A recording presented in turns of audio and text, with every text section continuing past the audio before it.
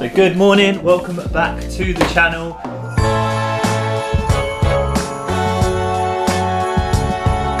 Today I've got a new pair of shoes to unbox and take for a first run. Well, actually I ran on the treadmill last night in these shoes, but for today's video, let's just pretend this is the first time I have unboxed them and I'll give you some first impressions. So the Gel NIMBUS is traditionally ASICS sort of neutral daily trainer. The 25 saw a pretty big update to a real max cushion, soft shoe that can be used for your easy miles, those recovery runs. There's also plenty of cushioning to support you across long runs as well. On first impressions, it looks very similar to last year's version, the 25. I've actually dug that out to show you the difference between the two.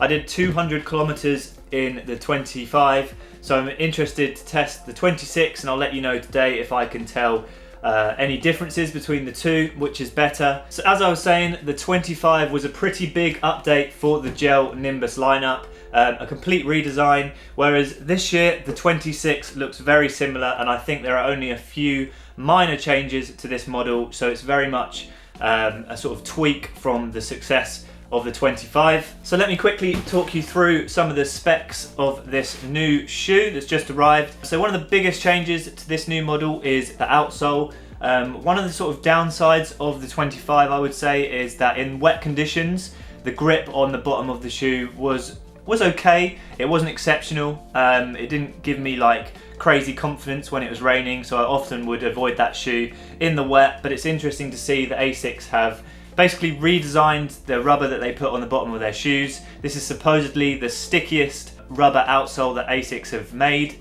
They're calling it like a hybrid ASICS grip, which is sort of a mix between the AHA Plus rubber, which was found on the previous version, and combining it with a slightly new compound on this 26. So yeah, interested to see how that feels any different. I'll scuff it up and test it out on some of the wet roads today. I've also noticed that the midsole is slightly shaped differently on the bottom here. You've got a bit more of a groove on the new version compared to the old version, and the heel counters look slightly different. Very minor changes, but the midsole, other than that, is very much the same. We've still got the FF Blast Plus Eco, which is a lovely soft, perfect for those daily miles, recovery runs. In terms of stack height, we've got a slight increase from the previous version. I say slight, 0.5 millimeters, so it's basically the same. Got 42 millimeters in the heel, dropping to 34 millimeters in the forefoot. So an 8 mil drop for a max cushion neutral daily trainer. Onto the upper, again, very similar to the 25.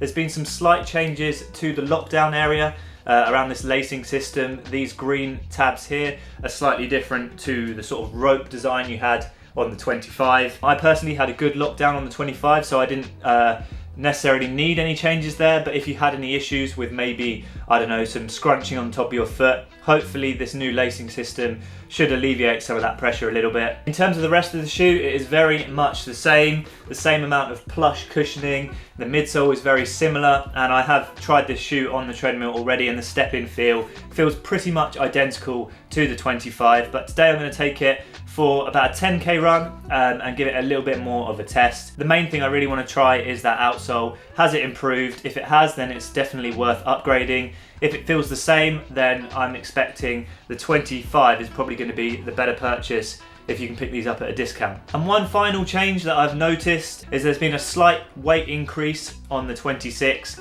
Now I say slight, I think it's about 8 to 10 grams in my size. Put them on the scales this morning, and that is mainly due to that new rubber compound. I think slightly thicker outsole. There's definitely more outsole on this shoe, so it's probably going to be slightly more durable, but that has come at a cost, a slight increase in weight compared to the 25. But that's it in terms of the tech specs for this shoe. Very much 25 with a few refinements. I'm interested to see how it feels, if it feels any different. But I'm going to take it for a 10k run, and then I will let you know some likes and dislikes for the Gel NIMBUS 26.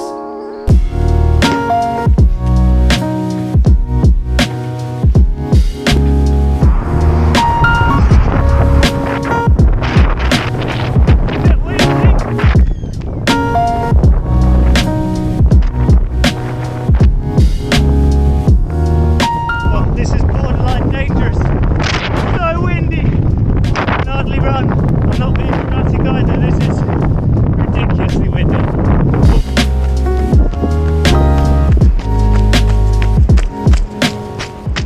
So I just got back from a very windy first run outside in the ASICS Gel Nimbus 26. I ran 10.8 kilometers at 4:35 per kilometer, so just under 50 minutes of running in this new pair of shoes today. And as always, I thought I would talk you through some likes and dislikes to give you my first impressions review. I'll put 50 to 100 miles in this shoe and then I'll give you a bit more of an update. So firstly, we'll start with my likes. I think ASICS have done a good job at sort of respecting the 25 and the success it had, and only making a few minor tweaks to the 26. Sometimes shoe companies completely redesign a shoe that's already successful, and then the changes can sometimes upset the community that like the previous version. I think if you like the 25, you're 100% going to like the 26, which is always a good thing. While I was out there on the run, I made a conscious effort to run in the puddles, on sort of the muddy areas of the road, and sort of scuffed my feet a little bit to really test out that new grip that ASICS have put on the bottom here.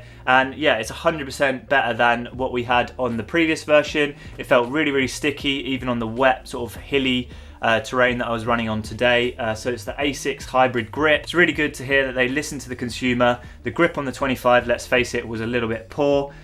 Whereas the 26, they have now rectified that. So for these winter conditions that we've got at the moment, it's very wet here in the UK, the Gel Nimbus 26 is definitely going to be the better option if you run in the sort of conditions that I'm running in at the moment. And my other like of this shoe is it is just a super comfortable daily trainer. It sort of has no thrills. It's not really an exciting shoe to run in, but it's so soft, so comfortable.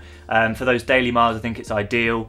If you get this shoe, it's going to be perfect for anything from like 5k all the way up to sort of 30. You could even run a marathon in this if you really wanted to. It has enough cushioning and enough comfort for those daily miles, which I think are just going to make them enjoyable. So yeah, overall, I really like the way ASICS have maintained the comfort and that soft sort of feeling that the previous version had. So moving on to a few of my dislikes of this shoe. I'm not going to beat you around the bush. This is basically a Gel Nimbus 25 with an improved grip. Very minor changes here. So if you're somebody who's got the 25, you don't necessarily have to go out and buy the 26 in terms of wanting that upgrade. It's very much the same shoe. If you're somebody who doesn't have the 25, then I would recommend getting the 26 because it definitely is a little bit better, but those changes are very minor. This isn't really a new shoe from ASICS.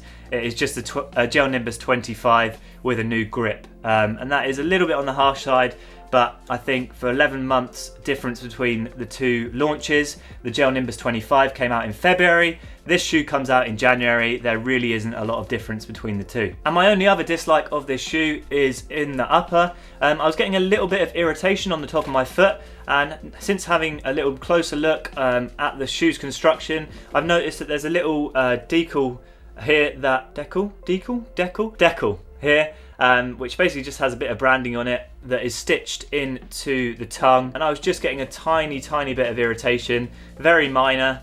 So maybe in future iterations, if anyone from ASICS is listening to this, then maybe rectifying that, because I think that could cause a few little hot spots for some people, especially if you wear sort of thinner socks. But other than that, I really enjoyed my first run in the Gel Nimbus 26. I expect to put a lot more miles in it over the next few weeks. It is very similar feel to the 25. That can be seen as both a good and a bad thing. But yeah, that is it for today's shoe review of the Gel Nimbus 26. Aspire to run, run to inspire, and we'll see you again tomorrow.